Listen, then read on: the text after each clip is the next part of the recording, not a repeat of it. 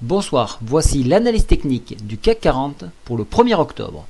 Alors aujourd'hui une très belle bougie, bien rouge, plus de moins de 40, c'est énorme. On avait eu une petite consolidation là, alors j'agrandis la page, ça sera plus simple. Une petite consolidation ici qui pouvait marquer une indécision à repartir à la hausse, mais non, on a confirmé le croisement MM7 sur MM20, on a enfoncé la médiane de la fourchette Andrews, on a enfoncé la médiane inférieure, on a enfoncé le support et on est venu sortir de la Bollinger ici, ce qui forme un T1, c'est-à-dire une sortie de Bollinger. Alors, bon, j'ai rassemblé un peu, mais ici c'est un Marubozu de clôture. Alors la différence que ça n'a pas du tout le même impact qu'un Marubozu. Je donnerai plus de précision en newsletter, puisque là il y a quand même un gros coup fourré qui se cache. Ici on a un super trend baissier qui est en train de se mettre en place, donc un mouvement baissier prolongé, d'après ce que veut dire le super trend baissier.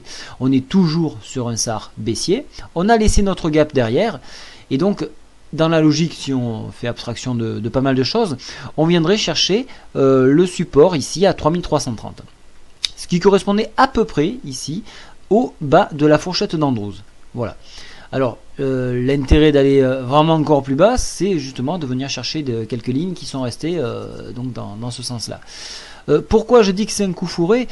Tout simplement parce que, d'une part, l'Espagne va rendre son stress test sur ses banques. D'autre part, elle est acculée et donc elle va devoir souscrire et appeler au secours au niveau de l'Europe. Ça risquerait de se faire ce week-end ou en début de semaine, mais ça va se faire. Et donc, il se peut que ce coup-là soit un piège pour que les gens passent dans le sens de la baisse. Voilà pourquoi. J'ai d'autres figures techniques que je ferai suivre en newsletter et pour mieux vous expliquer. Donc il se pourrait que ce soit un piège. Donc faites très attention. Essayez de ne pas vous faire larguer, bien entendu. Suivez le mouvement, mais au moment du changement, pensez à repartir dans le bon sens. Voilà, donc techniquement, c'est baissier, on est d'accord. Au niveau des indicateurs, donc on peut remarquer que la MACD est toujours orientée à la baisse de façon exagérée. Attention, cet écart-là est souvent corrigé. Oui, j'en ai perdu un dans la bataille, je vais le remettre, c'est le stochastique. Alors un petit instant, il est là, voilà, on va le rajouter. Allez, oui, on va le rajouter.